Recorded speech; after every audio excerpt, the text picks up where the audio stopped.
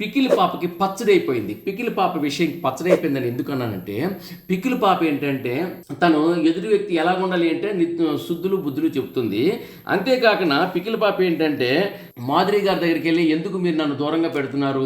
మీరు నాకు దగ్గరికి రావట్లేదు అని చెప్తుంది. కానీ ఆవిడేమంటుందో బాండింగ్‌ల కోసం రాలేదన్న మాధురి గారు ఈరోజు బాండింగ్‌లో ఉండిపోయారని చెప్తున్నారు. మరి ఈవిడ కోరుకుంటుందో బాండింగే కదా అంటే, అదే విషయానికి వచ్చినప్పటికీ నీకెవరు అలా చెప్పారు? నీకు సాయి శ్రీనివాస్ చెప్పారా అలాగా?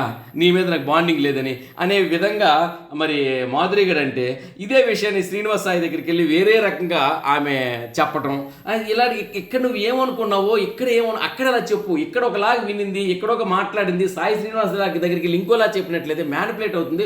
అప్పుడు వాళ్ళిద్దరి మధ్యగా గొడవ అవుతుంది. మాధురికి శ్రీనివాస్ సాయికి మధ్యలో గొడవ అవుతుంది.